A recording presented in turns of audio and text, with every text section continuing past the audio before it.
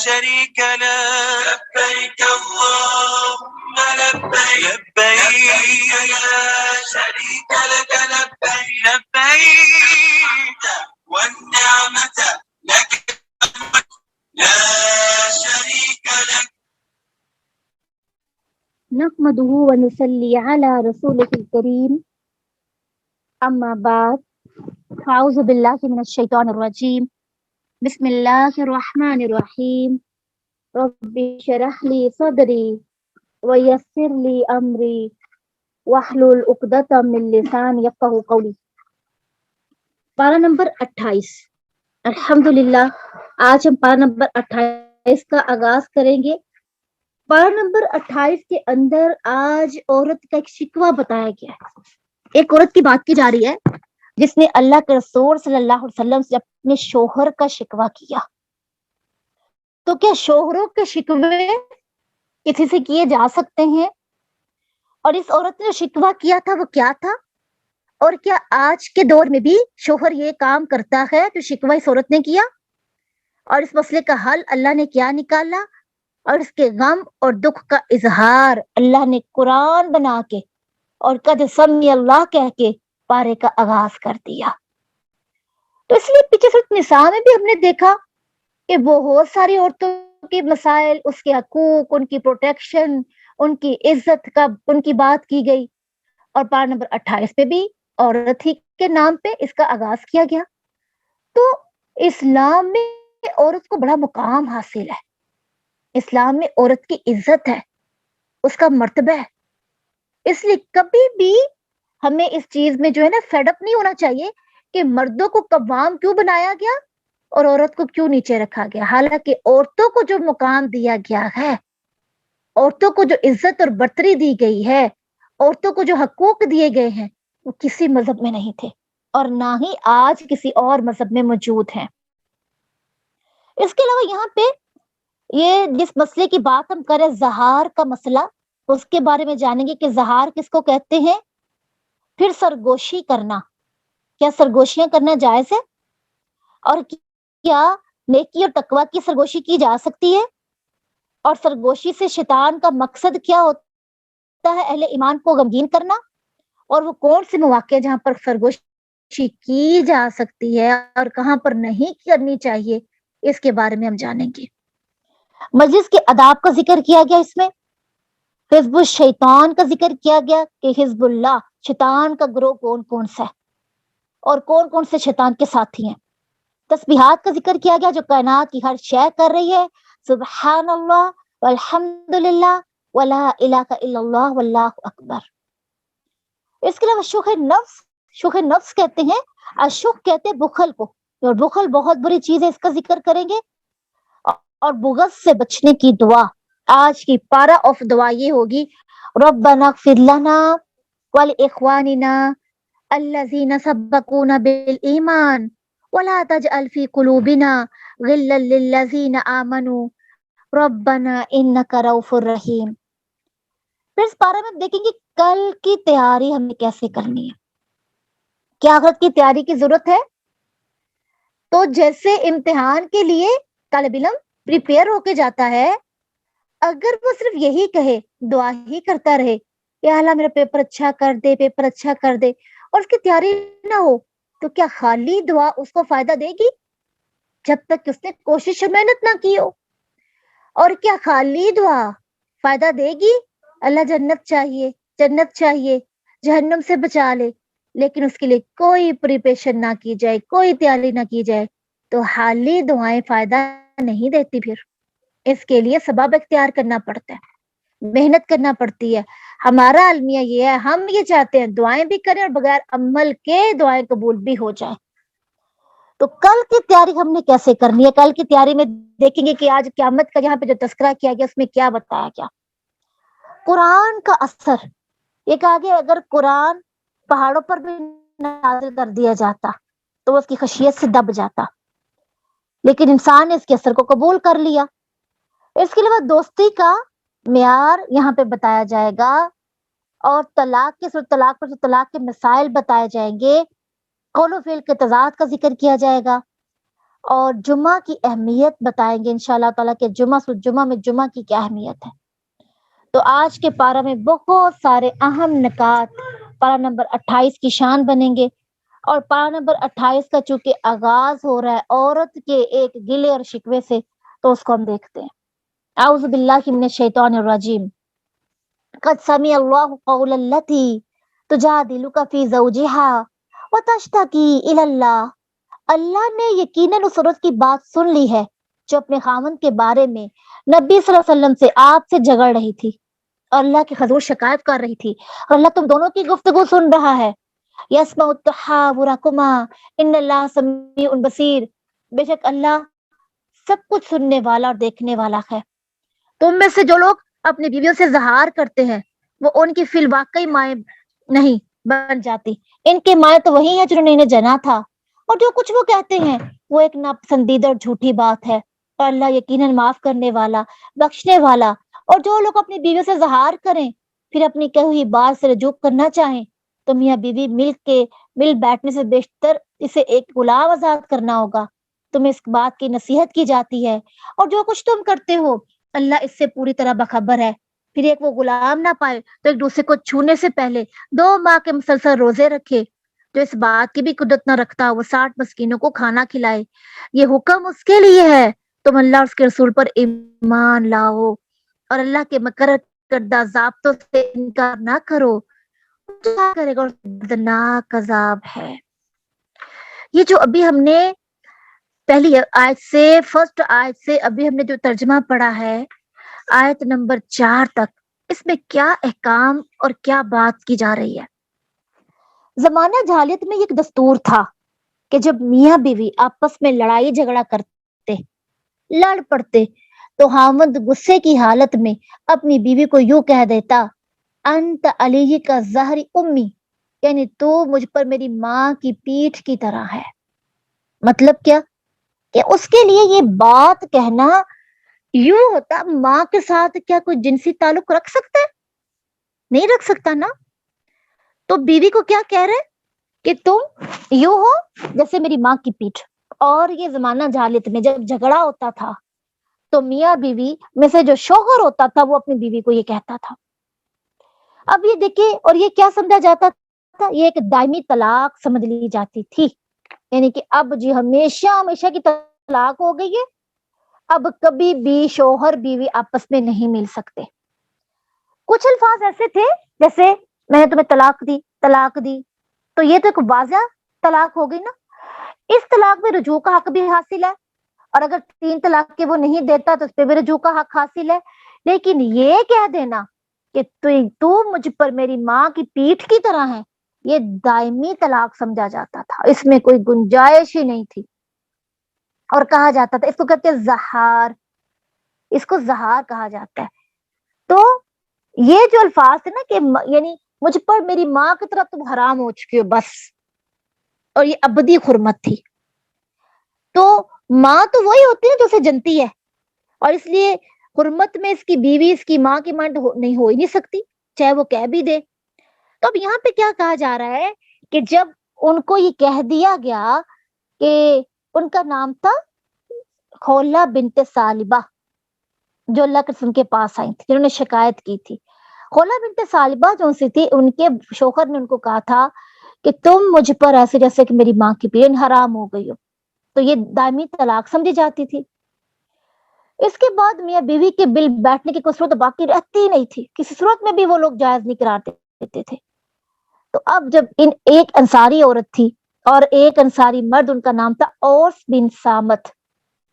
اوس بن سامت کی بیوی خولہ بنت ثعلبہ، ان کے ساتھ جھگڑا ہو گیا۔ اب اوس بن سامت نے غصے میں آ کر یہ الفاظ بول دیے۔ اب جب یہ الفاظ بول دیے تو عورت تو اللہ کے پاس آ گئی، اور آپ کو آ کر یہ سارا کچھ بتانے لگی کہ اللہ کے رسول، میرے خاوند نے طلاق کا لفظ تو نہیں بولا، لیکن یہ کہہ دیا اب میں نے تو جوانی اس کے ہاں گزار دی، اب بڑھاپا کس کے پاس گزاروں۔ یعنی خولہ بنت ثعلبہ بوڑھی ہو چکی تھی، کہنے لگی اب مجھے تو یہ کہہ چکا ہے، اب میں کیا کروں، کدھر جاؤں، جوانی تو میں نے اپنی ساری اس کے ساتھ گزار دی، اب بڑھاپے میں نیز میری جو ہے وہ اولاد بھی ہے، اگر میں اسے دستبردار ہو جاؤں تو اولاد میری جو ہے وہ کدھر جائے گی؟ اس کو اپنے پاس رکھوں یا اس کو دے دوں؟ پھر اس کے اخراجات کون اٹھائے گا؟ اور کہتے ہیں ساتھ ساتھ وہ روتی چلی جا رہی، پھر یہ کہتی چلی جا رہی تھی مجھے کوئی صورت بتائیے، مجھے کچھ بتائیے اللہ کے رسول، روتی چلی جا رہی ہے۔ اور یہ بھی کہ اللہ میرے حق میں کوئی بہتر فیصلہ نازل کر دے۔ تو یہاں پہ کیا کہا جا رہا ہے؟ قد سمع اللہ قول التی تجادلک، اللہ نے اس کی فریاد سن لی، چنانچہ اللہ تعالیٰ نے اس صورت کی ابتدا ہی ان آیات سے کر دی۔ تو جب وہ واپس گئی بیچاری روتی روتی، تو آپ نے اس کو بلایا اور آپ نے یہ آیات سنا دی کہ تمہارا اس مسئلے کا حل موجود ہے۔ اور اس عورت کی وجہ سے اللہ تعالیٰ نے زمانہ جہالیت کے اندر ایک جو رسم تھی، اس کو رسم بد اگر کہیں تو یہ غلط نہ ہوگا، اس کو مٹا دینے کے لیے تمام بنی نوع انسان کے لیے یہ ایک آیت اور اس ایک عورت کا اللہ کے رسول کے پاس آ کے شکوہ کرنا نبی بنی نوع انسان کے لیے رحمت بن گیا۔ اور آپ کو پتہ ہے صحابہ کرام کے اندر اس عورت کے اتنی عزت ہو گئی کہ اللہ تعالیٰ نے جس عورت کے لیے قرآن اتار دیا، اور اتنی صحابہ کرام عزت کیا کرتے تھے کہ ایک دفعہ سیدنا عمر اپنے دور خلافت میں کہیں جا رہے تھے، تو خولا نے کیا کیا، وہ انہوں نے آپ کو بلایا اور کچھ بات انہوں نے کہنی تھی، تو سیدنا عمر کھڑے ہو کر آپ کی بات وجہ سے سننے لگے۔ تو کسی نے کہا کہ عمر بڑھیا کی بات سن رہے ہو، تم نے کہیں جانا ہے؟ تو عمر نے کہا یہ وہ عورت ہے جس کی بات اللہ نے 7 آسمانوں کے اوپر سن لی تھی، عمر کی کیا مجال ہے کہ اس کی بات کی طرف توجہ نہ دے۔ اللہ اکبر۔ تو یہاں پر یہ جو رسم تھی زہار کی، جس میں عورت کو بس جب یہ لفظ کہہ دیے تو بس اب وہ حرام ہو گئی اس پر۔ حقیقت یہ ہے کہ صرف منہ سے کہنے پر بیوی ماں نہیں بن جاتی، بلکہ بیوی ہی رہتی ہے، اس لیے کہ مائیں تو صرف وہ ہے جنہوں نے تمہیں جنا ہے۔ اب جو انہیں ماں کہہ کر واقعی ماں سمجھ بیٹھتے ہوں تو یہ خلاف واقعہ، خلاف حقیقت اور جھوٹی بات ہے جس کا حقیقت سے کچھ تعلق نہیں۔ تو اللہ نے تم پر بہت رحم کیا، اس رسم کو ختم کیا، اور آئندہ جو شخص ایسی باتوں سے باز رہے گا تو اس کے سابقہ گناہوں کو بھی معاف کر دیا جائے گا۔ اصل میں یہ جو زہار کا لفظ، جس میں اگرچہ طلاق واقع نہیں ہو جاتی لیکن یہ کبیرہ گناہ ہے، اس لیے یہاں پر اگلی آیات میں یہ کہا گیا کہ اگرچہ اس سے طلاق تو واقع نہیں ہوگی لیکن اس نے یہ الفاظ کہہ کے ایک کبیرہ گناہ کیا ہے، تو پھر کفارے کے طور پر اس گناہ کی 3 سزائیں بھی بتا دی ہیں۔ اب کفارہ تو دینا پڑے گا، یہ الفاظ اگر بولے کسی نے، آج بھی اگر کوئی بولے تو اس کو کفارہ دینا پڑے گا۔ کفارہ کیا؟ زہار کا کفارہ کیا ہے؟ ایک غلام کا آزاد کرنا۔ والذین یذاکرون من نسائہم ثم یعودون لما قالوا فتحریر رقبہ من قبل ان یتماسا ذالکم توعظون بہ واللہ بما تعملون خبیر۔ ایک غلام آزاد کرنا ہوگا، یا مسلسل 2 ماہ کے روزے رکھنے ہوں گے، یا 60 مسکینوں کو کھانا کھلانا ہوگا۔ یہ 3 جو ہے اس کے کفارے بتا دیے گئے۔ ایک غلام کو آزاد کر دیں اگر کہہ دیں یہ الفاظ، 2 ماہ کے روزے رکھ لیں، اور اگر نہیں رکھ سکتے تو پھر 60 مسکینوں کو کھانا کھلا دیں۔ اصل میں لڑائی جھگڑا زوجین کے درمیان جب ہوتا ہے تو جذبات میں آ کر اور غصے میں آ کر بسا اوقات انسان بڑے بڑے الفاظ بھی بول دیتا ہے۔ تو یہاں پر خولا بنت ثعلبہ کا یہ جو قصہ بیان کیا گیا، اور آپ نے یہ کہا کہ اب ایک نیا ایشو سامنے آ گیا نا، اب خولا کیا کہتی ہے؟ اب یہ بھی آیات اتر گئیں اور پھر یہ بھی کہہ دیا گیا کہ اب اس کا کفارہ بھی دینا ہوگا اس کے شوہر کو، کیونکہ اس کے شوہر نے یہ الفاظ کہے ہیں، کبیرہ گناہ کیا ہے۔ تو آپ نے جب اس کو یہ پڑھ کر سنایا کفارے کا بھی، تو کہنے لگی، خولا کہنے لگی یا رسول اللہ وہ تو بیچارہ نادار ہے۔ تو آپ نے فرمایا اچھا اسے کو 2 مہینے کے روزے رکھ لے، نہیں غلام آزاد کر سکتا تو روزے رکھ لے۔ تو خولا نے کہا وہ تو بوڑھا ہو چکا ہے، ناتوان ہے، اس میں یہ بھی طاقت نہیں ہے۔ تو آپ نے فرمایا اچھا پھر 60 مسکینوں کو کھانا کھلا دے۔ خولا کہنے لگی اسے تو اتنا بھی مقدور نہیں ہے، اللہ کے رسول اس کے پاس اتنا نہیں ہے پیسہ کہ وہ 60 مسکینوں کو کھانا کھلا دے۔ تو آپ نے کیا فرمایا؟ کہتے کہ ایک پیمانہ کھجوریں، اس وقت کوئی آیا اس نے ایک ٹوکرا کھجوروں کا جو ہے وہ لایا، اور آپ نے کیا خولا سے کہا کہ یہ جو کھجوریں ہیں یہ وسق، یہ جو 10 وسق ہے جتنی بھی کھجوریں تھی اس پہ اس کی مدد کرو۔ تو پھر کیا کہا گیا کہ وہ جو کھجوریں تھی وہ شاید صدقہ کر دی گئی۔ آپ نے فرمایا یہ بہت بہتر ہے کہ جا اپنے چچا کے بیٹے کے ساتھ سلوک کر. چنانچہ خلا نے ایسا ہی کیا، یعنی وہ جو ایک پیمانہ کھجورے دے کر اس کی مدد کی گئی. اللہ اکبر. تو کیا پتہ چلتا ہے کہ تیسری صورت میں اگر کفارہ دینے والے کی صدقہ وغیرہ کی صورت میں بھی مدد کی جا سکتی ہے. کسی نے صدقہ کیا تو اللہ نے وہ صدقہ اس کو دے دیا، کہا جاؤ اب تم اس کو بانٹ دو. اللہ اکبر.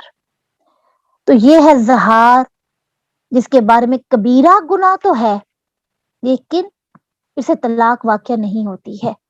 اور دوسری بات دیکھیں، ایک عورت کی بات کے بارے میں آتا ہے نا کہ اس عورت کی بات کو اللہ نے، پھر عائشہ صدیقہ کہتی کہ میں پاس بیٹھی تھی، مجھے نہیں پتا اللہ کے رسول یہ کیا باتیں کر رہی ہیں، لیکن اللہ نے عرش پہ موجود سن لیا. کتنا ایمان اس سے بڑھتا ہے. تو کسی کو سنانے سے پہلے ہمیں اپنے رب کو سنانا چاہیے. خامد کا شکوہ بھی گلا بھی. لیکن اگر کوئی، آپ شکوہ کس سے کر سکتے ہو؟ اپنے شوہر کی بات کس کو سناؤ گے؟ ماں کو فون کر کے، بہن کو، بھابھی کو، بھائی کو، کس کو؟ نہیں. آپ اس اپنے دینی بہن بھائی کو سنا سکتے ہو جو آپ کی اصلاح کرنے والا ہو، جو آپ کو آپ کی غلطی بتانے والا ہو، جو آپ کی رہنمائی کرنے والا ہو. ایسے لوگوں کو آپ بالکل نہیں سنائیں گے جو آپ کو مزید بھڑکائیں اور آپ کی زندگی میں دراڑ پیدا کریں، آپ کو پریشان کریں. اور ماں باپ کو تو قطعاً نہیں سنانی چاہیے. کیا وہ بھڑکائیں گے؟ ایسی بات نہیں ہے. والدین اصل میں اپنی اولاد سے بڑی محبت کرتے ہیں، وہ اولاد کا دکھ برداشت نہیں کر سکتے.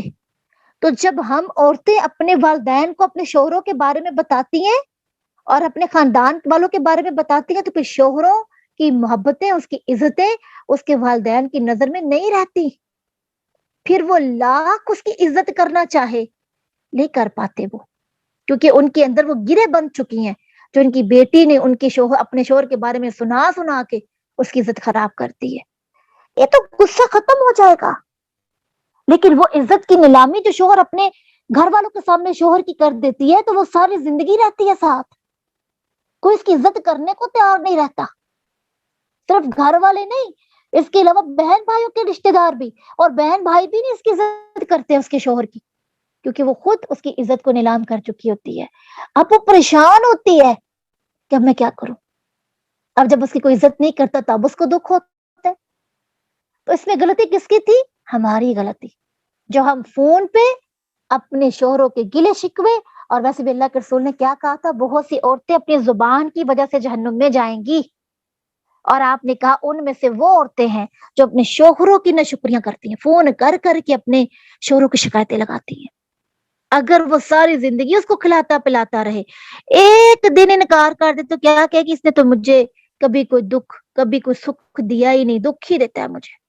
یہ ایک جملہ اس کے لیے، اس کی نیکیاں برباد کرنے کے لیے کافی ہے. اللہ اکبر. اس لیے کبھی بھی ہمیں ایسا نہیں کرنا چاہیے. پھر یہاں پہ ایک آ جائے کہ اگر کوئی آدمی زہار کے بعد اپنی بیوی کے پاس جانا چاہتا ہے تو اس کے لیے کفارے سے قبل مباشرت کرنا جائز نہیں ہے.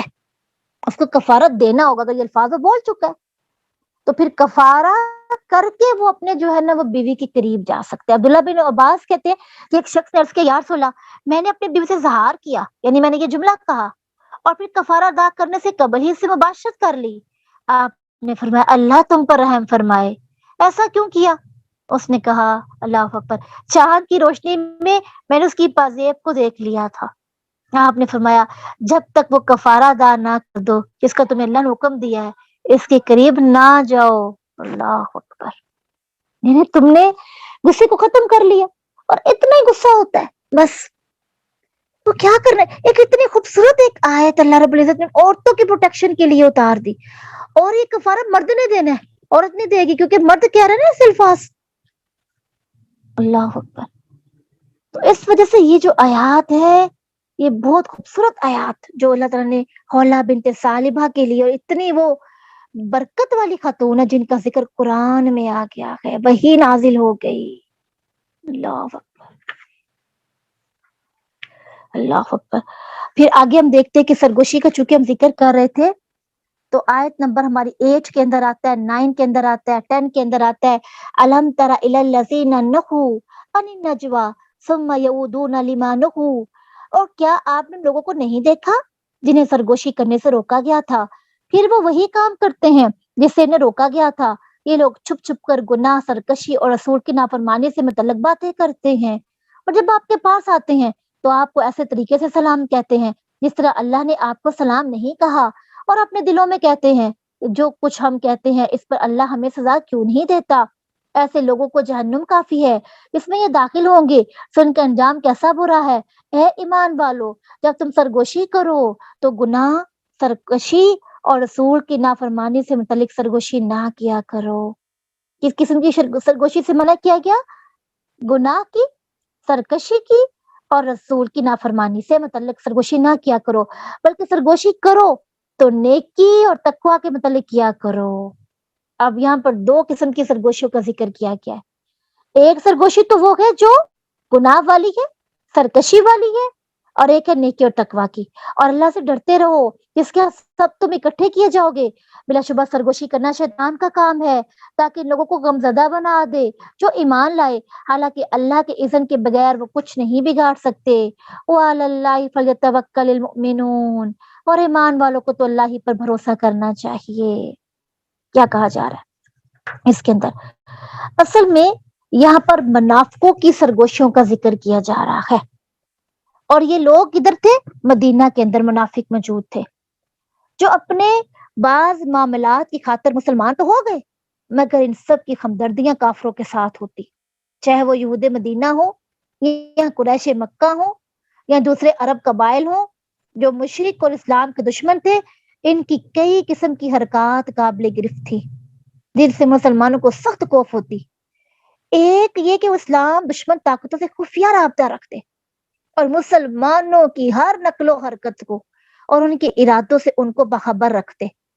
دوسرے، مسلمانوں کے خلاف اور اسلام کی قوت کو کمزور کرنے کے لیے آپس میں خفیہ مجلسیں کرتے تھے، اور بس اوقات ایسا بھی ہوتا کہ جہاں چند مسلمان کو دیکھا، آپس میں خسر پسر اور کانا پوسی ان کے سامنے ہی شروع کر دی، اور اس کا مقصد محض مسلمانوں کو ذہنی کوفت پہنچانا ہوتا۔ اور تیسرا، وہ یہ کام کرتے تھے کہ جب رسول اللہ مسلمانوں کو کسی مشورہ یا کام کے لیے بلاتے اور ایسے مجالس میں مسلمان کہلانے کے ناطے سے منافقوں کو بھی بادل نخواستہ آنا پڑتا، اس وقت وہ آپ کو زر اللہ وہی سلام کہتے جنہوں نے یہودیوں سے سیکھا تھا۔ السلام علیکم، السلام علیکم کی بجائے السلام علیک کہا کرتے تھے۔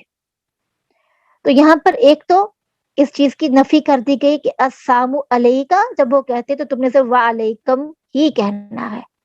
تو ایک دفعہ جیسے کچھ یہودی اللہ کے رسول کے پاس کہا السلام علیک، تو سیدنا عائشہ کہتے میں سمجھ گئی کہ اللہ کے رسول کو بدعا دے رہے، السلام علیکم کا مطلب کیا ہے؟ تم پر موت آئے۔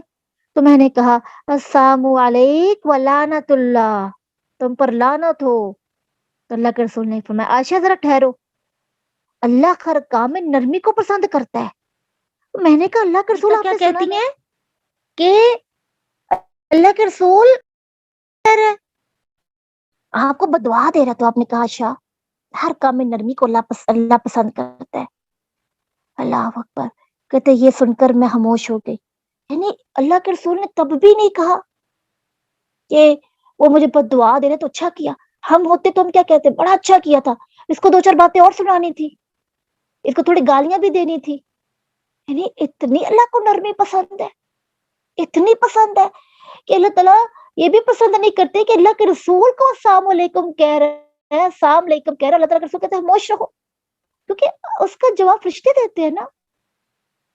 جیسے ایک دفعہ اللہ کے رسول کے پاس ایک صحابی موجود تھے، اللہ کے رسول کے پاس آ کر کچھ جو منافقین تھے یا یہود و نصارہ میں سے کوئی تھا، وہ آپ کو آ کے برا بلا کہنے لگا۔ اب آپ خاموش، اور آپ کا جواب ایک صحابی نے دیا تو آپ اٹھ کر چلے گئے۔ اب وہ صحابی جو ہے نا اللہ کے رسول کو دیکھ رہے کہ اللہ کے رسول میری بات ٹوٹ کر چلے گئے ہیں، تو آپ نے کہا، وہ صحابی پکارنے لگے اللہ کے رسول، اللہ کے رسول۔ جب آپ کے چہرے پہ غصے کے آثار تھے تو آپ نے کہا کہ اللہ کے رسول آپ کدھر جا رہے ہیں، کہ آپ کو میری بات ناگوار لگی ہے؟ میں نے تو آپ کے حصے کا جواب اس شخص کو دیا۔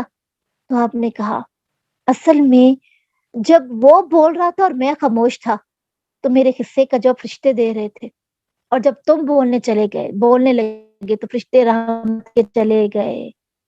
اور جہاں پر رحمت نہ ہو وہاں پر محمد نہیں رکا کرتا صلی اللہ علیہ وسلم.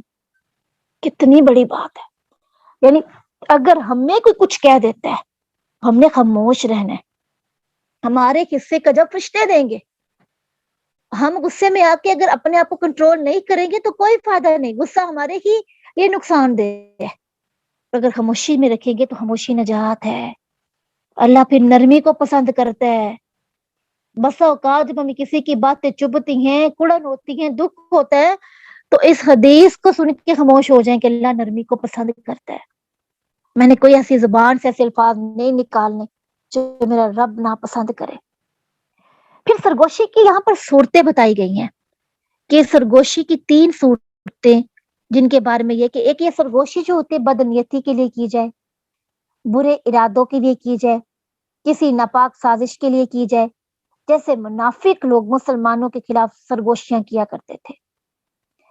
تو جو ایسی سرگوشی ہے وہ حرام ہے. ٹھیک ہے جی, جو بدنیتی سے, برے ارادوں سے, ناپاک سازشوں کے ساتھ کی جائے. اور اس کے بارے میں کہا یہ شیطان کی طرف سے ہوتی ہے.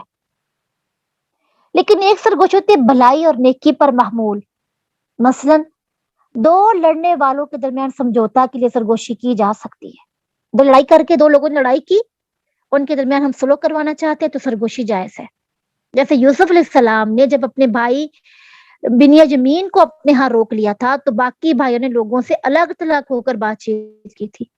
ایسی سرگوشی کرنا جائز ہی نہیں, مستحسن ہے, احسان والی ہے, بلکہ بعض اوقات واجب بھی ہو سکتی ہے.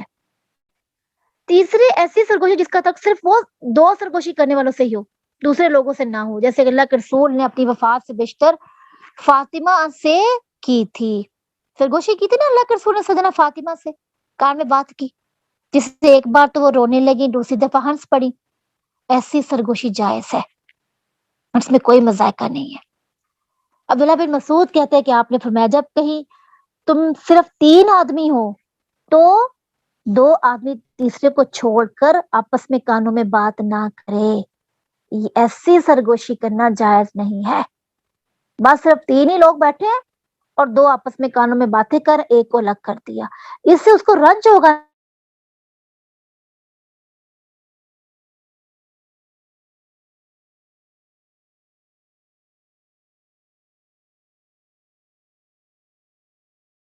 کہ اشارے کنائے میں اس کو جو تذلیل کرنا ایسا نہیں, اس کی غلطی کرنا ایسا نہیں.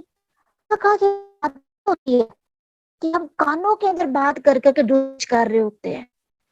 سارے جب مجلس میں موجود ہیں تو ایسی بات کوئی ضروری تو جو کسی کے کان میں کرنا تھے, اگر اتنی ضرورت تو اٹھ کے چلے جاتے, کسی اور مجلس میں جا کے کر لیتے, کسی باہر جگہ پہ جا کے کرتے. کیوں؟ اسے دوسرے کو تکلیف ہو رہی, وہ سمجھا شاید میرے ہاتھ میں بات ہو رہی ہے. ہو سکتا ہے اس بارے میں بات نہ ہو, کوئی اور بات, لیکن طریقہ غلط ہے نا. تو ہم نے اپنے اندازے, اپنے طریقے کو بھی بدلنا ہے, کیونکہ اس سے بدظنی ہو سکتی ہے, بدگمانی ہو سکتی ہے. اس لیے کہا گیا کہ جہاں پر 3 ہو وہاں پر تو کبھی بھی کس صورت میں بھی گنجائش نہیں کہ وہ کانوں میں باتیں کرے. لیکن اگر زیادہ ہو تو ایک مجبوری, اگر نیکی اور تقویٰ کی بات ہے تو کی جا سکتی ہے. اس کے علاوہ سرگوشی سے منافع کا مقصد کیا تھا؟ اس کا مطلب ہے جیسے جھوٹ بولا جاتا ہے نا, تو منافق کی ایک خصلت یہ بھی ہے, سرگوشیاں کرتا ہے. اللہ اکبر.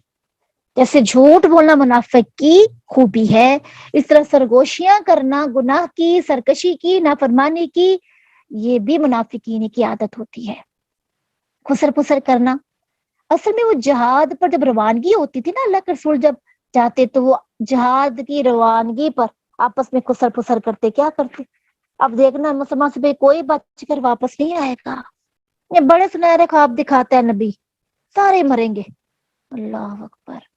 اور ایسی جو سرگوشیاں تھی وہ مسلمانوں کے لیے بڑی رنج زدہ ہوتی.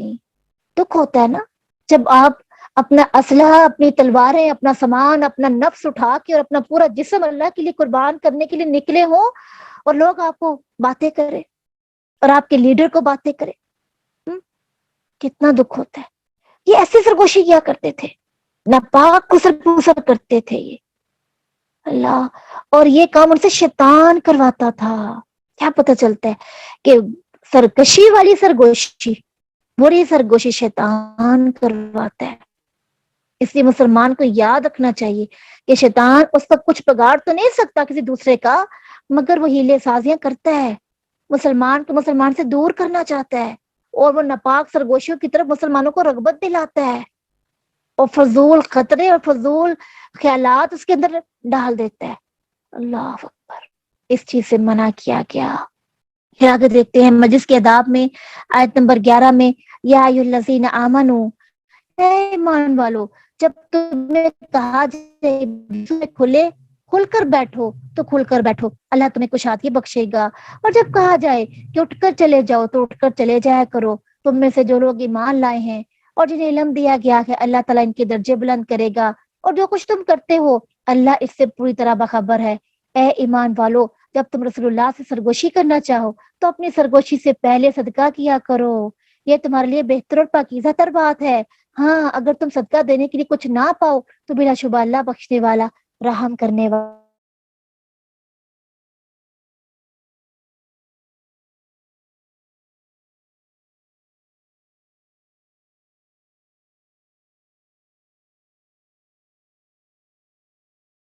कहे कि थोड़ी जगह दे दो, खुले होकर बैठो।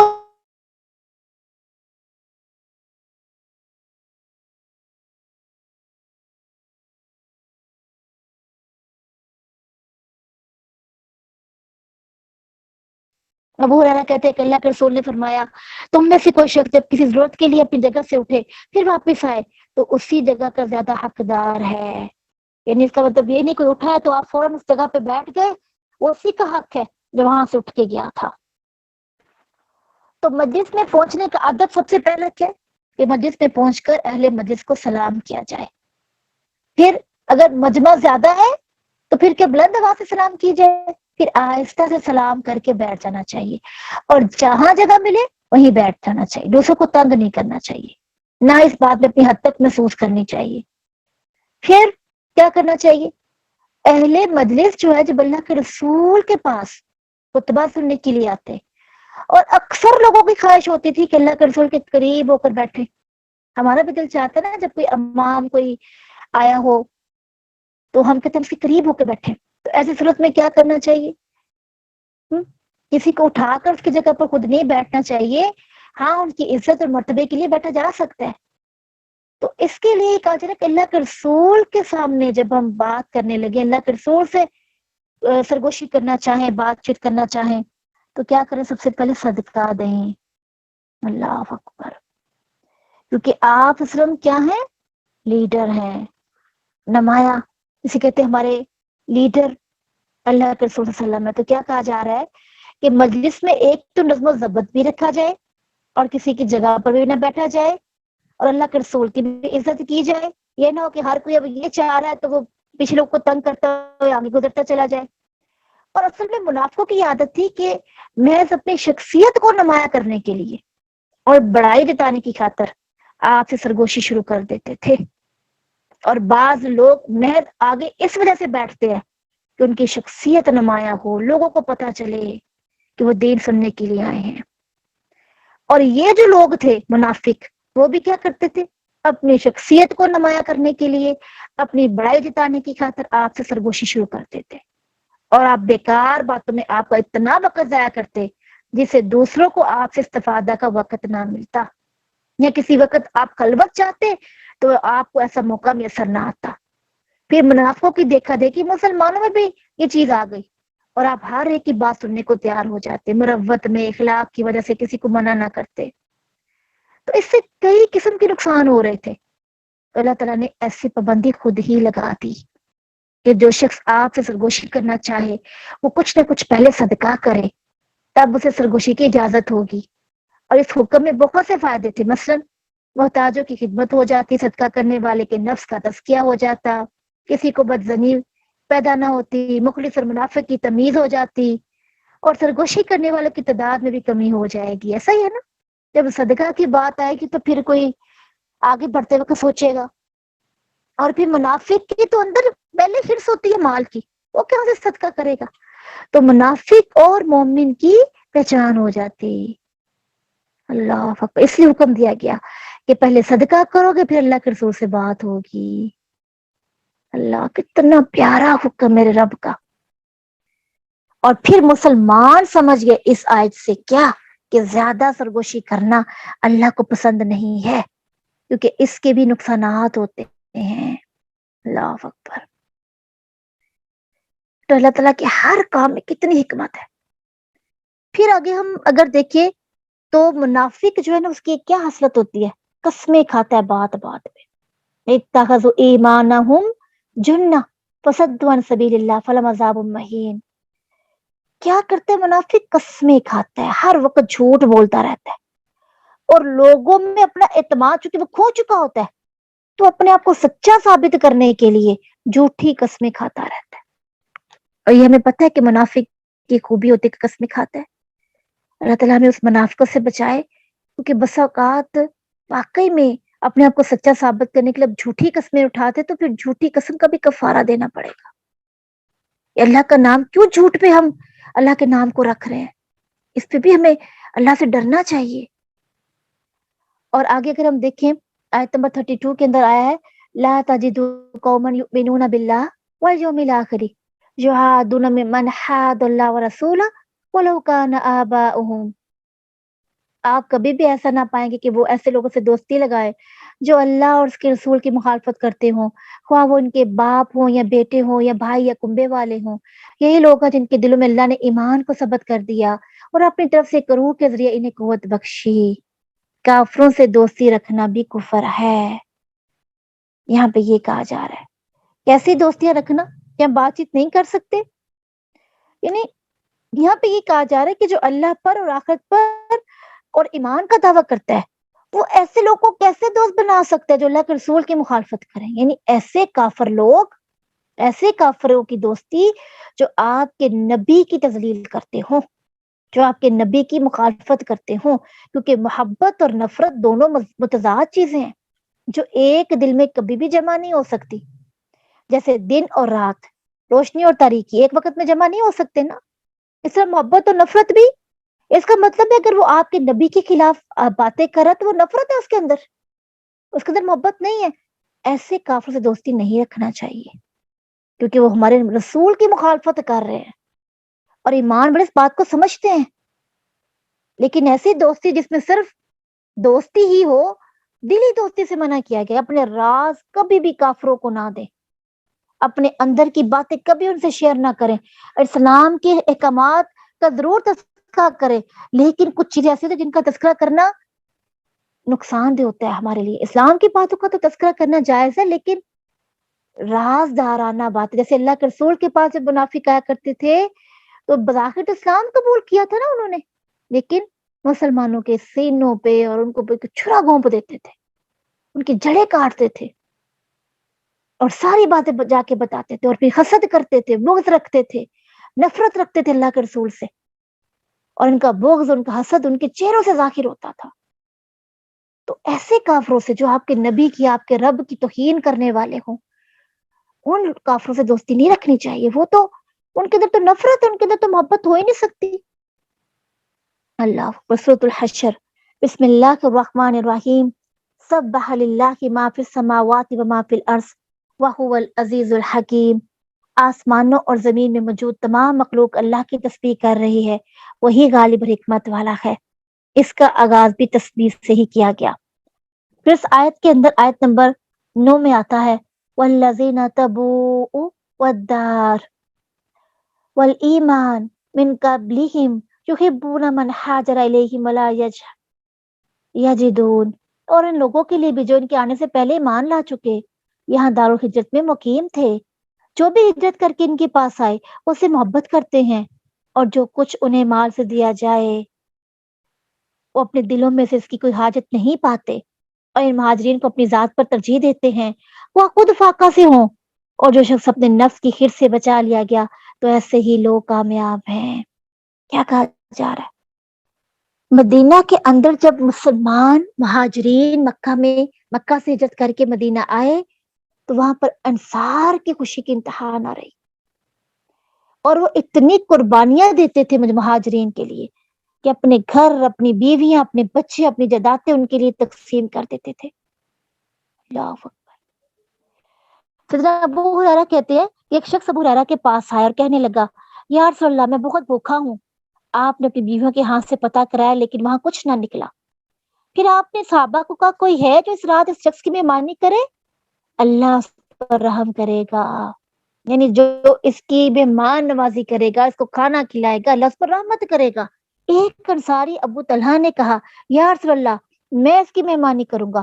اور اس شخص ابو ہریرہ کو اپنے گھر لے گیا اور اپنی بیوی ام سلیم سے کہا یہ شخص رسول اللہ کا بھیجا ہوا مہمان ہے، لہٰذا جو چیز بھی موجود اسے کھلاؤ. وہ کہنے لگے اللہ کی قسم میرے پاس بمشکل بچوں کا کھانا ہے. ابو طلحہ نے کہا اچھا یوں کرو، جب کھانا مانگے تو انہیں سلا دو، اور جب ہم دونوں میں اور مہمان کھانا کھانے لگے تو چراغ گل کر دینا، یعنی چراغ کو بجھا دینا. اس طرح ہم دونوں آج رات کچھ نہیں کھائیں گے اور مہمان کھا لے گا. چنانچہ ام سلیم نے ایسا ہی کیا. صبح جب ابو طلحہ آپ کی خدمت میں حاضر ہوئے تو آپ نے فرمایا کہ فلاں مرد ابو طلحہ اور فلاں عورت ام سلیم پر اللہ عز و جل بہت خوش ہوئے. اللہ اکبر.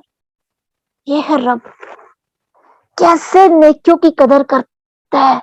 اللہ کیا بتایا گیا اللہ کے رسول نے کہ فلاں مرد اور فلاں عورت پر اللہ بہت خوش ہوا. کیا پتہ چلتا ہے عورتیں بھی خوش کر سکتی ہیں اللہ کو اپنے اعمال کی وجہ سے. اور اسے ہنسی آ گئی اس وقت اللہ نے یہ آیت اتار دی، یعنی اللہ تعالیٰ اتنے خوش ہوئے الحمدللہ. اور اس وقت یہ آیات اتری. اللہ اکبر. او تو یؤثرون علی انفسہم ومن یوق شح نفس. اصل میں جو شوق ہوتا ہے نا اس میں دو باتیں پائی جاتی ہیں. ایک ہے مال و دولت کو جمع کرنے میں حریص ہونا، اور دوسرا مال و دولت خرچ کرنے میں انتہائی بخیل ہونا. اور جس شخص میں دونوں کا باتیں جمع ہو جائے اس کو شحیح یا شحاح کہتے ہیں. اب ایسے شخص میں تنگ نظری، تنگ ظرفی، سنگ دلی، بے مروتی وغیرہ جیسی صفات پیدا ہو جاتی ہیں. اگرچہ مال و دولت سے محبت ہے انسان کی فطرت میں داخل ہے، لیکن اس طرح کے دولت کے پیچھے اندھے ہو جانا، دولت کا پجاری بن جانا، یہ انتہائی قبیح خصلت ہے جس سے اللہ ہی بچا سکتا ہے. اسلام اس بد خصلت کے علاج کے لیے انفاق فی سبیل اللہ، صدقات اور اثار کی راہ دکھلاتا ہے. اور یہ بہت بڑی اور شوق سے نجات پانا ہی بہت بڑی کامیابی ہے اور جنت میں لے جانے کا ذریعہ بنتی ہے. اس لیے ایسی شوق جو مال کی محبت میں انسان کو اندھا کر دے یہ جائز نہیں ہے. آیت نمبر 19 میں کہا گیا سورۃ الحشر کی وَلَا تَكُونُوا كَالَّذِينَ نَسُوا اللَّهَ فَأَنسَاهُمْ أَنفُسَهُمْ أُولَٰئِكَ هُمُ الْفَاسِقُونَ لَا يَسْتَوِي أَصْحَابُ النَّارِ وَأَصْحَابُ الْجَنَّةِ أَصْحَابُ الْجَنَّةِ هُمُ الْفَائِزُونَ لَوْ أَنزَلْنَا هَٰذَا الْقُرْآنَ عَلَىٰ جَبَلٍ لَّرَأَيْتَهُ خَاشِعًا مُتَصَدِّعًا مِّنْ خَشْيَةِ اللَّهِ. اور لوگوں کی طرح نہ ہو جانا جو اللہ کو بھول گئے تو اللہ نے انہیں بھلا دیا، وہ اپنے آپ کو بھی بھول گئے. یہ لوگ فاسق ہیں. اہل دوزخ اور اہل جنت کبھی برابر نہیں ہو سکتے. اہل جنت ہی اصل میں کامیاب ہیں. اگر ہم اس قرآن کو کسی پہاڑ پر نازل کر دیتے تو آپ دیکھتے وہ اللہ کے خوف سے دبا جا رہا ہے اور پھٹا پڑتا ہے. یہ وہ مثالیں جو ہم لوگوں کے لیے بیان کرتے ہیں تاکہ وہ غور و فکر کریں. یہ کیا کہا جا رہا ہے؟ جو اللہ کو بھول گئے اللہ نے ان کو بھلا دیا. اللہ کو بھول جانے یا بلائے رکھنے کا لازمی نتیجہ خود فراموشی ہوتا ہے. یعنی اللہ کی معرفت سے انسان کو اپنی معرفت حاصل ہوتی ہے. جو انسان اس بات پر غور نہیں کرتا کہ اس کائنات میں اللہ کی حقیقت کیا ہے، اس کی اپنی کیا حیثیت ہے، وہ ہمیشہ غلط راستوں پر پڑھ کر اپنی عاقبت برباد کر لیتا ہے. اس کو ہر وقت یہ رکھنا چاہیے خیال کہ اس کائنات کا بھی اور خود اس کا بھی خالق اللہ تعالیٰ ہے. لہٰذا ہر انسان کو ہر طرح کی عبادتیں اور نیاز بندیاں صرف اللہ کے لیے ہونی چاہیے. وہی حاجت رہا ہے، وہی مشکل کش ہے، کوئی اور نہیں ہے. تو جو اللہ کو بھلا دیتا ہے، اللہ کو فراموش کر دیتا ہے، اللہ کی نافرمانی کرتا ہے، وہ پھر کیا کرتا ہے؟ اللہ تعالیٰ بھی اس کو بھلا دیتا ہے. اللہ تعالیٰ بھی اس کو بھلا دیتا ہے. اللہ اکبر، کتنی بڑی بات ہے. جب ہم اللہ کے کمال کو نظر انداز کریں گے، اللہ تعالیٰ کے ذکر سے منہ موڑیں گے تو اللہ تعالیٰ بھی ہم سے منہ موڑ لے گا. کیا ہم یہ برداشت کر سکتے ہیں؟ دنیا میں کوئی ہم سے ناراض ہو تو ہم تب بھی برداشت نہیں کر سکتے الا یہ کہ رب ہم سے ناراض ہو جائے. اللہ اکبر.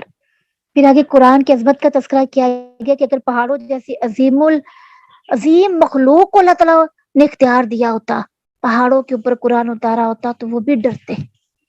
اور وہ جب ان پہ قرآن کو پیش کیا گیا تھا تو کیا ہوا تھا؟ کانپ اٹھے تھے وہ. اور انسان کی بیسی کا یہ عالم ہے کہ اس بار اس جو امانت کو اٹھا لیا. اللہ اکبر. اور اب اس امانت کی قدر نہیں کرتا، غفلت میں پڑا ہے، خدا فراموشی کرتا ہے، پھر وہ اللہ کی گرفت سے کیسے بچ سکے گا؟ اللہ اکبر. اللہ تعالیٰ سے بیٹا دعا ہے کہ اللہ تعالیٰ ہمیں اس پہ عمل کرنے والا بنائے. اور سورۃ الحشر کی جو آخری آیات ہے، وہ اللہ الذی لا الہ الا هو عالم الغیب والشہادہ هو الرحمن الرحیم. اس میں اللہ تعالیٰ کے اسماء و صفات کا ذکر کیا گیا. کتنی زیادہ، دیکھیں ذرا کتنی صفات کا ذکر ہے. ساری صفات ہے. وہ عزیز الحکیم تک اللہ کی صفات کا ذکر ہے. اللہ اکبر. تو ان آیات کے بارے میں کیا آتا ہے کہ یہ جو 3 آیات ہیں، یہ جو 22 سے 24 تک جو آیات بنتی ہیں، یہ بڑی جامع صفات اس میں اللہ کی بتائی گئی ہیں. اور ان آیات میں پورے اللہ کی معرفت ہو جاتی ہے. اللہ اکبر. یہ آیات 3 آیات اللہ کی معرفت کو پانے کے لیے کافی ہیں. اللہ تعالیٰ سے دعا ہے کہ اللہ تعالیٰ ہمیں اس کا حق ادا کرنے والا بنا دے. اس کے علاوہ سورۃ الممتحنہ میں کیا آتا ہے؟ بسم اللہ الرحمن الرحیم. یا ایھا الذین آمنوا لا تتخذوا عدوی وعدوکم. اے ایمان والو، میرے اور اپنے دشمنوں کو دوست نہ بناؤ. تم ان کی طرف محبت کی طرف ڈالتے ہو، حالانکہ جو حق تمہارے پاس ہے وہ اس کا انکار کر چکے ہیں. کیا کہا جا رہا ہے یہاں پہ؟ دوبارہ یہ بات کی جا رہی ہے کہ جو اللہ کے دشمنوں کو دوست بنائے گا تو وہ غلط ہے. ایسا نہیں کرنا چاہیے. اللہ کے دشمن کون ہے؟ وہ اللہ کے دشمن وہ ہے نا جو اللہ کی انکار کرتے ہیں، سرے سے انکار کرتے ہیں، کافر ہے. اللہ کی ذات کا، اس کی جو صفات کا انکار کر دیتے ہیں. اور پھر اللہ کے دشمن میرے اور اپنے دشمنوں سے مراد کیا؟ اللہ کے رسول کو کہا جا رہا ہے نا کہ اللہ کے رسول کے جو دشمن ہیں ان کے ساتھ بھی دوستی نہیں رکھنی چاہیے. نہ اللہ کے دشمنوں کی اور نہ اللہ کے رسول کے دشمنوں کے ساتھ دوستی رکھنی چاہیے. اللہ اکبر. پھر اس کے علاوہ اگر ہم دیکھیں سورۃ ممتحنہ کے بعد اگلی سورۃ الصف ہے.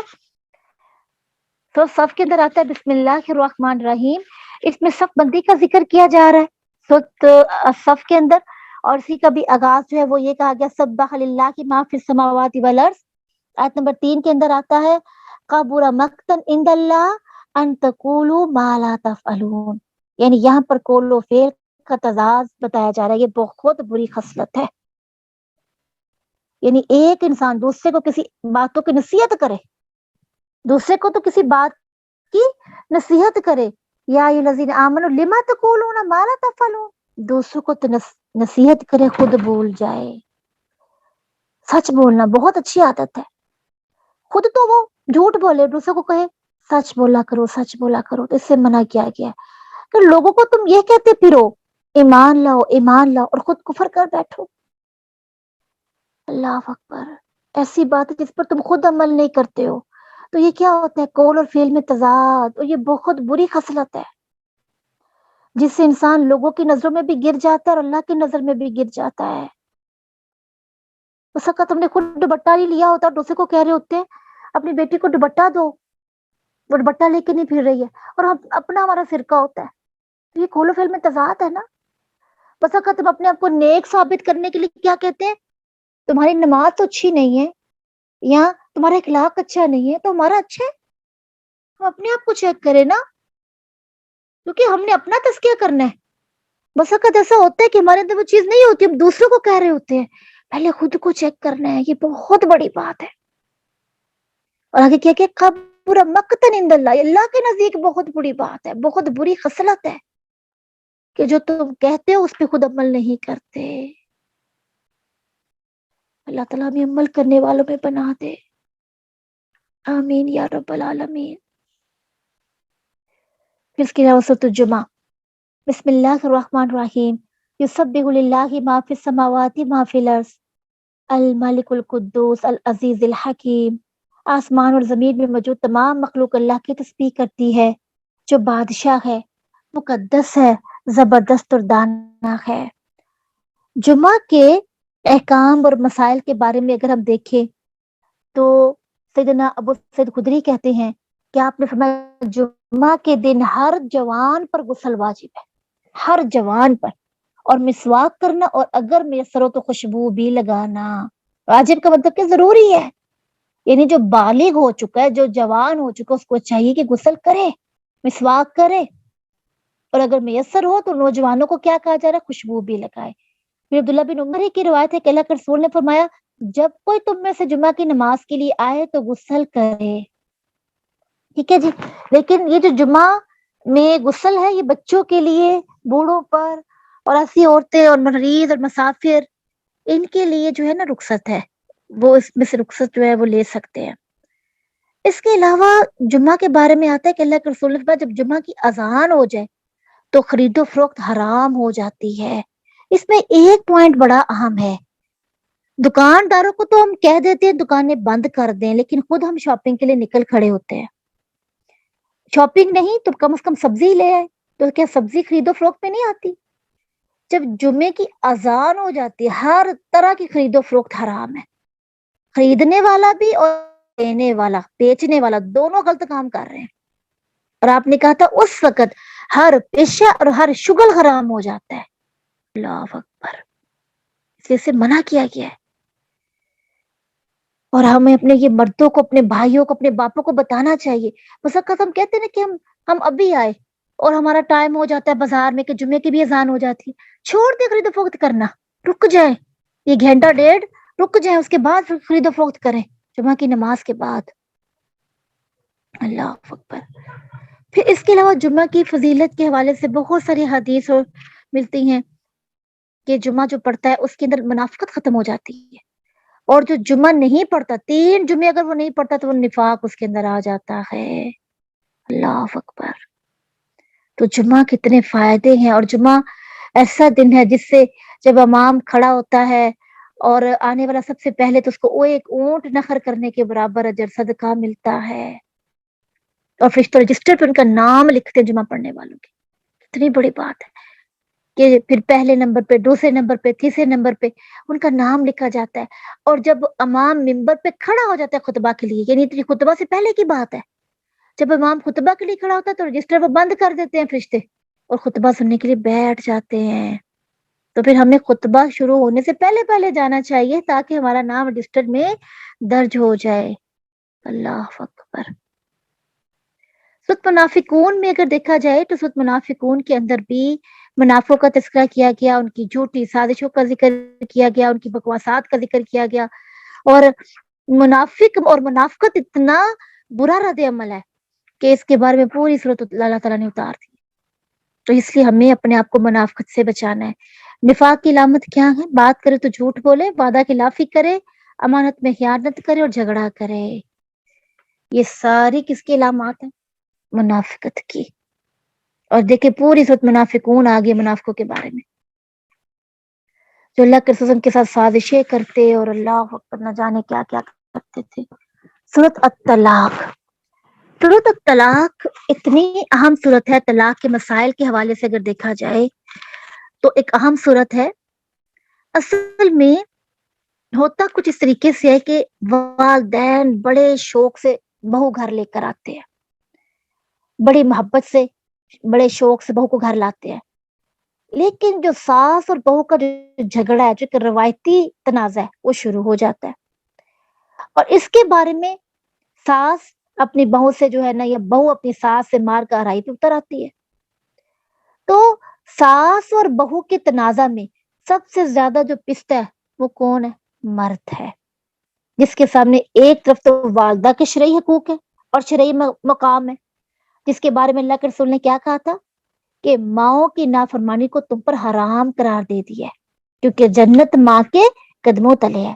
گویا والدین کو ناراض کر کے، ان کی نافرمانی کر کے انسان جنت سے محروم ہو جاتا ہے، اور جنت سے محروم ہونے کا خطرہ ہے اس کو، لیکن جنت سے وہ ہٹا نہ دیا جائے۔ اور والدین کی نافرمانی کو اللہ کی نافرمانی سے بھی تشبیہ دی گئی.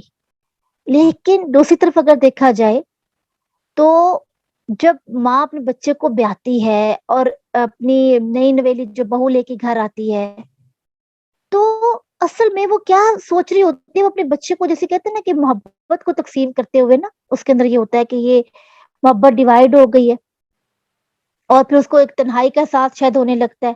اس کی وجہ کی سورت الطلاق کے اندر یہ بات ہو رہی تھی کہ میاں اور بیوی کے درمیان بس کا جو جھگڑا اور جو تنازع ہوتا ہے وہ وجہ کیا بنتی ہے. بات ہم یہ کر رہے تھے کہ کیا اسلام میں عورت کو طلاق دینا جائز ہے. اصل میں طلاق کے بارے میں اگر دیکھا جائے تو اسلام نے ہر ممکن کوشش کی ہے خاندانی نظام کو بچانے کے لیے قدم قدم پر کہ مرد کو طلاق دینے سے روکا گیا ہے کہ وہ طلاق نہ دے. اور اس کے پیش نظر محض ساس اور بہو کے روایتی تنازع کی وجہ سے بیوی کو طلاق دینا کسی طرح بھی درست تصور نہیں کیا جا سکتا. اپنی اسی رائے کے اظہار کے ساتھ ہی ہم خاندان کی اس اہم ترین جو ساس اور بہو اور بیٹے کو شرعی احکامات اور نفسیاتی حقائق کے حوالے سے یہ جو ہے نا کچھ ہدایات جو مرد کو بھی چاہیے اور عورت کو بھی چاہیے کہ وہ رکھے تاکہ غصے کی حالت میں چونکہ طلاق کا ذریعہ اور وجہ بنتی ہے ویسا نہ ہو. اصل میں طلاق کے مسائل میں اگر دیکھا جائے تو طلاق کا طریقہ کیا ہے. اگر چھوٹے چھوٹے پوائنٹ اگر ہم دیکھ لیں تو تاکہ ہمیں سمجھ آ جائے. اللہ کرے کہ اللہ ہمیں اس کی سمجھنے کی اور سمجھانے کی توفیق عطا کرے. نمبر ایک بات تو یہ کہ دوران حیض طلاق دینا منع ہے. اگر بیوی سے دوران حیض جھگڑا ہوا ہو تو مرد طلاق دینا چاہے تو پھر مرد کو حیض ختم ہونے کا انتظار کرنا چاہیے. پہلی بات تو یہ. دوسری بات ہے کہ جس توہر میں طلاق دینی ہے اس توہر میں جمع کرنا منع ہے اور ایام حیض کے علاوہ باقی ایام میں جن میں عورت نماز ادا کرتے ہیں ان کو ایام توہر کہا جاتا ہے. تو طلاق دینی ہو تو توہر میں جمع کے بغیر جمع کرنا منع اور پھر طلاق. نمبر 3 ایک وقت میں صرف ایک ہی طلاق دینی چاہیے. بے وقت جو ہے نا 3 طلاق جو ہم کہہ دیتے ہیں اس کو کرنا ایسا کرنا گناہ ہے. پھر اس کے علاوہ بیوی کو الگ کرنے کے لیے طلاقوں کو زیادہ سے زیادہ تعداد 3 ہے. لیکن اگر ایک طلاق سے الگ کرنا ہی شریعت کا معین طریقہ ہے تو پھر دوسری اور تیسری اور طلاق کی ضرورت کب اور کیوں پڑتی ہے. پھر اگر دیکھی جائے تو رجعی طلاق کے بارے میں کہا جاتا ہے کہ دوران عدت بیوی سے صلح کرنے کو شرع میں رجوع کرنا کہتے ہیں. یاد رہے کہ رجوع کرنے کے لیے بیوی سے صحبت کرنا شرط نہیں ہے. بس بات چیت ہو گئی تو رجوع ہو گیا. پھر پہلی اور دوسری طلاق کے بعد 3 ماہ عدت گزارنے کا مقصد یہ ہوتا ہے کہ اگر شوہر اس مدت میں طلاق کا فیصلہ بدلنا چاہے تو ان 3 مہینوں میں کسی بھی وقت رجوع کر سکتا ہے. اس لیے کہ پہلی 2 طلاقوں کو رجعی طلاق کہا جاتا ہے اور تیسری طلاق کے بعد شوہر رجوع کا حق نہیں رہتا بلکہ طلاق دیتے ہی علیحدگی واقع ہو جائے گی. اس کو طلاق بائن کہتے ہیں. طلاق بائن کا مطلب کیا ہوتا ہے؟ الگ ہو جانا. اب وہ عورت جو شوہر کے نکاح میں نہیں آ سکتی یعنی الگ ہو گئی. پھر 2 طلاقوں کے بعد دوران عدت رجوع کرنے کے لیے عورت کی رضامندی ضروری نہیں ہے. عورت چاہے یا نہ چاہے مرد رجوع کر سکتا ہے. پھر بیٹے یہ جو ہم کہہ رہے ہیں کہ مرد اور عورت کا آپس میں یہ جو اور بس اوقات ماں کہہ دیتی ہے تو یہ کوئی جائز طریقہ نہیں ہے کہ اگر بہو کا جھگڑا ساس کے ساتھ ہوا تو ماں کہہ دے طلاق دے دو. اگرچہ والدین کے حقوق ہے لیکن کچھ حقوق بیوی کے بھی ہیں. تو شوہر کو مرد کو کیا چاہیے کہ وہ دونوں کو میں بیلنس رکھے. عورت کو عورت کا حق بیوی کو بیوی کا حق دے اور ماں باپ کو ماں باپ کا حق دے. بیلنس لائف سے ہی اچھی زندگی انسان گزار سکتا ہے. لیکن یہ جو طلاق کو ہم نے مذاق بنا رکھا ہے نا کہ ہنسی مذاق میں بھی ہم طلاق دیں تو ہنسی مذاق میں بھی طلاق واقع ہو جائے گی. ہنسی میں دیں گے مذاق میں دیں گے یا سنجیدگی میں دیں گے ہر حالت میں دی گئی طلاق واقع ہو جاتی ہے. ابو ہریرہ کہتے کہ اللہ کے رسول نے فرمایا 3 چیزوں میں سنجیدگی اور ہنسی مذاق میں بھی کہی گئی بات واقع ہو جاتی ہے. پہلی چیز ہے نکاح. نکاح بھی گڈا گڈے کا کھیل نہیں ہے کہ آپ جو ہے وہ کوئی ڈرامہ کر رہے ہو اور ڈرامہ میں آپ گواہ بھی بلا رہے ہو اور ڈرامہ میں آپ سائن بھی کر رہے ہو اور قاری صاحب بھی بیٹھے ہیں قاضی صاحب بھی بیٹھے ہیں اور آپ نکاح کر رہے ہو تو یہ نکاح ہو جائے گا. دوسری چیز ہے طلاق اور تیسری چیز ہے رجوع. مذاق میں بھی طلاق ہو جاتی ہے. مذاق میں میں نے تجھے طلاق دے دی میں تجھے چھوڑ دیتا ہوں یہ مذاق کی بات ہے؟ ایک جملہ ہے قبول، اس سے ایک نکاح اور ایک بندھن جو ہے مضبوط گرہ لگ گئی، اور ایک ہی لفظ ہے طلاق جسے نکاح ٹوٹ گیا۔ تو یہ کوئی گڈا گڈی کا کھیل نہیں ہے کہ جب دل چاہ اس کو رکھ لیا، جب دل چاہ چھوڑ دیا۔ اور کسی چیز کا رجوع بھی اگر ہنسی مذاق میں سے بات کر لیتا ہے تو رجوع ہو گیا۔ پھر اللہ کے رسول نے یہ بھی کہا تھا کہ بلا وجہ طلاق کا مطالبہ کرنے والی عورت جنت کی خوشبو تک نہیں پا سکے گی۔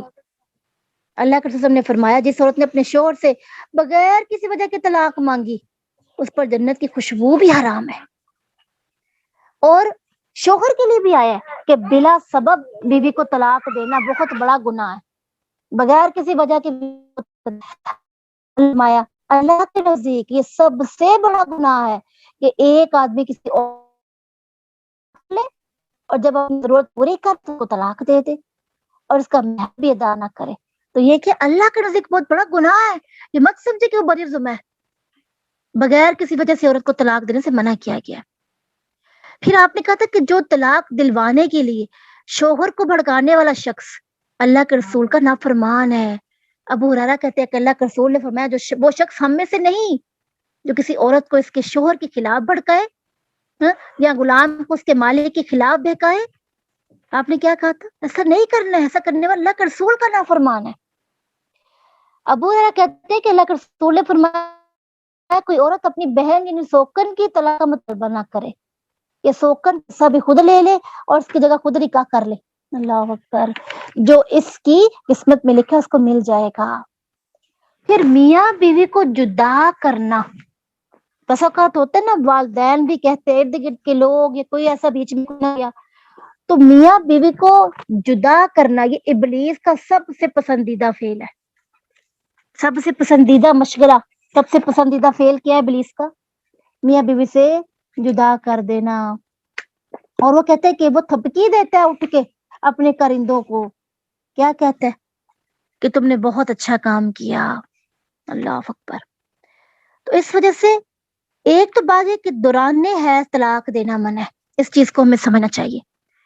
اور غیر حاملہ اور وہ عورت یعنی حمل کے دوران بھی طلاق جو ہے نا، جیسے غیر حاملہ اور مدغولہ عورت کی طلاق کی 3 طہور ہے، 3 حیض ہے، اور طلاق رجعی میں جو ہے دوران عدت میں شوہر رجوع کر سکتا ہے، یہ کہا جا رہا ہے۔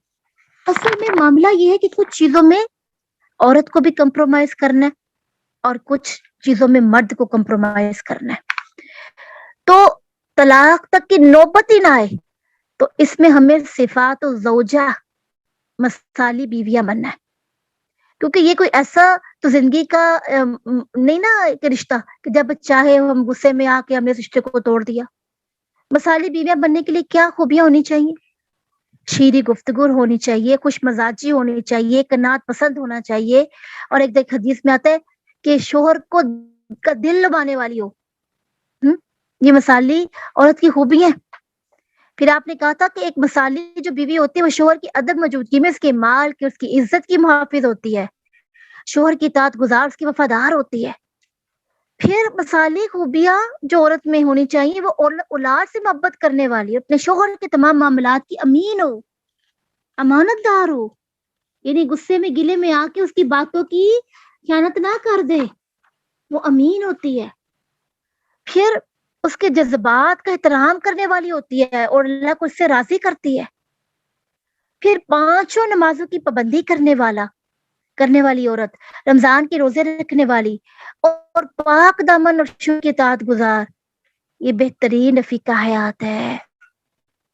اللہ اکبر، بہترین اس کو کہا گیا ہے، جس کو کہتے ہیں نا بہت اچھی ہے، یہ کہا گیا۔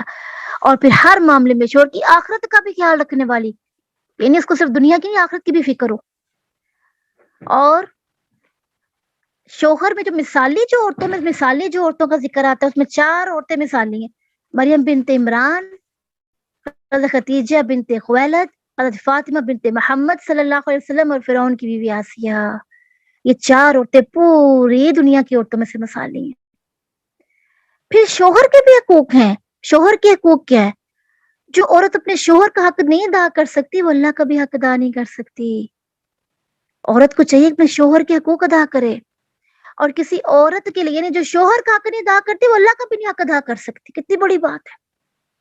اور کسی عورت کے لیے اپنے شوہر سے کسی ایسی چیز کا مطالبہ کرنا بھی جائز نہیں جو بیچارہ نہ کر سکتا ہو. پھر جو شوہر کے حقوق ادا نہیں کرتی جو عورتیں، تو ان کی جو جنت کی حور ہے وہ ان کے لیے بد دعائیں کرتی ہے. اللہ اکبر. لیکن شوہر کے حقوق کیا ہیں؟ شوہر کے بھی کچھ حق ہیں، یعنی خاندانی نظم کے اعتبار سے، ایمان اور تقوی کے اعتبار سے نہیں. شوہر کی برتری حیثیت تو ہے، مگر کیا ہونا چاہیے؟ شوہر کو اپنی بیوی کا نفقہ اور اس کی جو ہے اس کا خیال رکھنا چاہیے. اور عورت کو بھی چاہیے کہ وہ شوہر کی حد الامکان اس کی خدمت کرے، اس کی اطاعت کرے. اللہ اکبر. پھر شوہروں کے بارے میں یہ حکم ہے کہ جو بیوی کا حق اس کے اندر ہے، اس میں سے سب سے پہلا حق یہ ہے کہ اس کو اس کا حق مہر دیا جائے. اس کو یہ قانونی اور اسلامی اس کو یہ حق دیا جا رہا ہے مہر کا. پھر عورت کی قانونی حیثیت اس کو دی جائے، اس کو ایک شرعی حیثیت دی جائے. اور عورت کے حقوق ادا کرنا بھی واجب ہے. عبداللہ بن عمر کہتے ہیں کہ اللہ کے رسول نے فرمایا، اے عبداللہ، مجھے بتایا گیا کہ تم دن کو مسلسل روزے رکھتے ہو اور رات کو قیام کرتے ہو. میں نے عرض کیا، اللہ کے رسول ایسا ہی کرتا ہوں. آپ نے فرمایا ایسا نہ کرو، روزہ بھی رکھا کرو، ترک بھی کیا کرو، رات کو قیام بھی کرو، آرام بھی کرو. تیری بیوی کا بھی تجھ پر حق ہے، یعنی بیوی کو بیوی کے حقوق دو. پھر جو عورت کے حقوق جو مرد ادا نہیں کرتا وہ باعث ہلاکت ہے. عبداللہ بن عمر کہتے ہیں کہ اللہ کے رسول نے فرمایا، آدمی کو ہلاک کرنے کے لیے اتنا گناہ کافی ہے کہ جس کا خرچ اس کے ذمہ اس کو خرچ نہ دے. اللہ اکبر. اس کو مسلم نے روایت کیا کہ عورت کے حقوق جو نہیں ادا کرتا وہ ہلاکت کا باعث بن جاتا ہے، اس کا مال اور اس کا خرچ نہ کرنا. پھر عورت کا حق ادا نہ کرنا کبیرہ گناہ ہے. ابو ہریرہ کہتے ہیں کہ اللہ کے رسول نے فرمایا، اے اللہ، میں 2 ضعیفوں کا حق مارنا حرام کرتا ہوں، یتیم کا اور عورت کا. پھر جو بیوی کے حقوق غضب کرتا ہے، قیامت کے روز شوہر کو اس کا جو ادائیگی اس کو کرنا پڑے گی. ابو ہریرہ کہتے ہیں کہ رسول نے فرمایا، قیامت کے روز تمہیں ایک دوسرے کے حقوق ضرور ادا کرنا پڑیں گے، یہاں تک کہ اگر سینگ والی بکری نے بے سینگ بکری کو مارا ہے تو سینگ والی بکری سے بے سینگ والی بکری کا بدلہ لیا جائے گا. تو جب جانوروں کا بدلہ لیا جائے گا تو کیا شوہر اور بیوی ایک دوسرے کے حقوق نہیں دیں گے؟ پھر اس کے علاوہ بیوی پر ظلم کرنے سے بچنا چاہیے، کیونکہ عبداللہ بن عمر کہتے ہیں مظلوم کی دعا سے بچو. مظلوم کی دعا اس تیزی سے آسمانوں پر پہنچتی ہے جس تیزی سے آگ کا شعلہ بلند ہوتا ہے. اور پھر ہم نے کیا دیکھا کہ عورت کا حق کیا ہے کہ اس کو مہر ادا کیا جائے، اور والدین کے بعد سب سے زیادہ جو حسن سلوک کی حقدار ہے وہ بیوی ہے. اللہ اکبر. یعنی یہ، اور شوہر بیوی پر جو خرچ کرتا ہے وہ بھی صدقہ ہے، اس کو خوشی سے خرچ کرنا چاہیے، تنگی نہیں محسوس کرنی چاہیے. پھر اس کے جنسی حقوق ادا کرنا مرد پر واجب ہے. پھر بیوی کو قرآن و حدیث کی تعلیم دینا اور اللہ سے ڈرتے رہنے کی تاکید کرتے رہنا بھی مرد پر واجب ہے. سیدنا معاذ جبل کہتے ہیں کہ اللہ کے رسول نے فرمایا، اپنی استطاعت کے مطابق اپنے اہل و عیال پر خرچ کرو اور انہیں تعلیم دینے کے لیے چھڑی سے بے نیاز نہ رہو اور اللہ سے ڈرنے کی تاکید کرتے رہو. پھر بیوی کی عزت اور ناموس کی حفاظت کرنا بھی مرد پر واجب ہے، یہ بھی مرد پر واجب ہے. صرف یہ نہیں کہ عورتوں کے حقوق ہے، مردوں کے بھی حقوق ہے. سورۃ طلاق کے بعد سورۃ التحریم. بسم اللہ الرحمن الرحیم. یا ایھا النبی لما تحرم ما احل اللہ لک. اے نبی، جس چیز کو اللہ نے آپ کے لیے حلال کیا ہے اسے آپ کیوں حرام کرتے ہیں؟ آپ اپنی بیوی کی خوشی چاہتے ہیں اور اللہ بخشنے والا رحم کرنے والا ہے.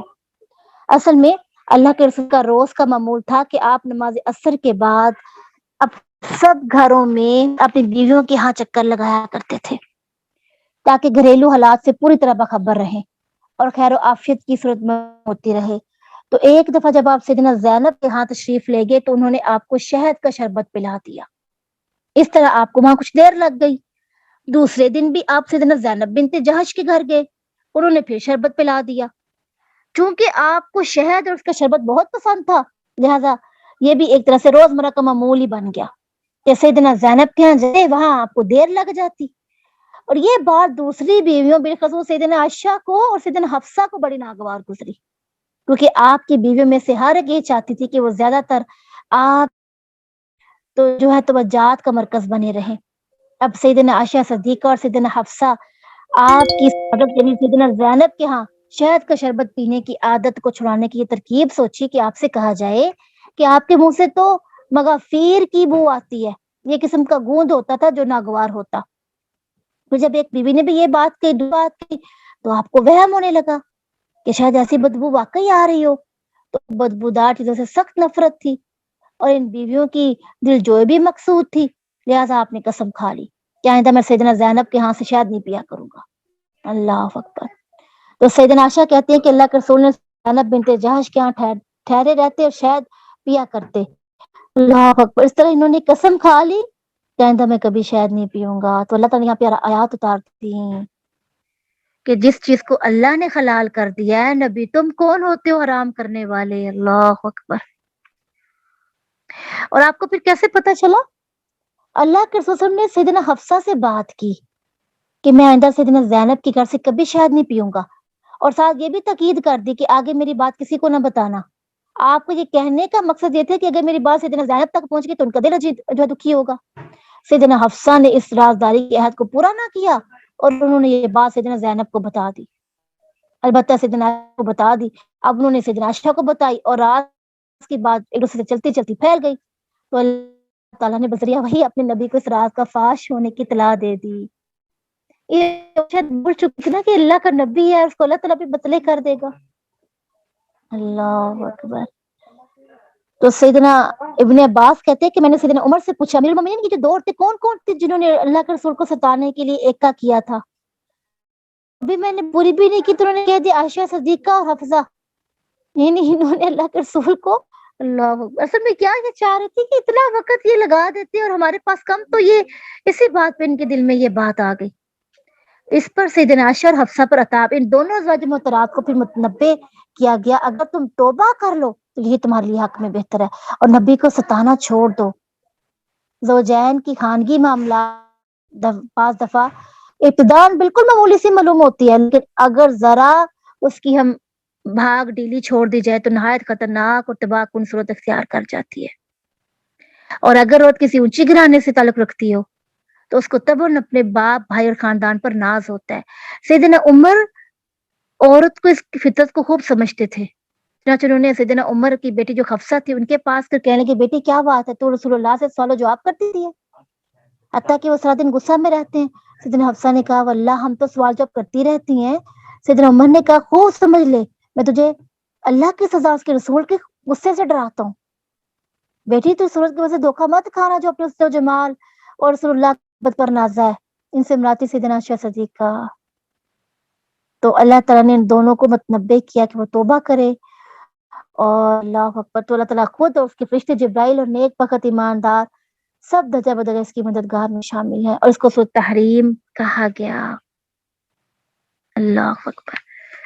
یہ ہے سورۃ تحریم کا جو ہے نا۔ پھر اس کے علاوہ یہاں پہ ایک عورت کی مسلمان مومن اور عورت کی نشانی بتائی گئی ہے کہ مسلمان جو بیوی ہوتی ہے وہ کون ہوتی ہے؟ مسلمان مومن اطاعت گزار کرنے والی عبادت گزار روزگار ہوتے ہیں، وہ شکر گزاریاں ہوں۔ اللہ اکبر۔ یہ ہے سورۃ التحریم۔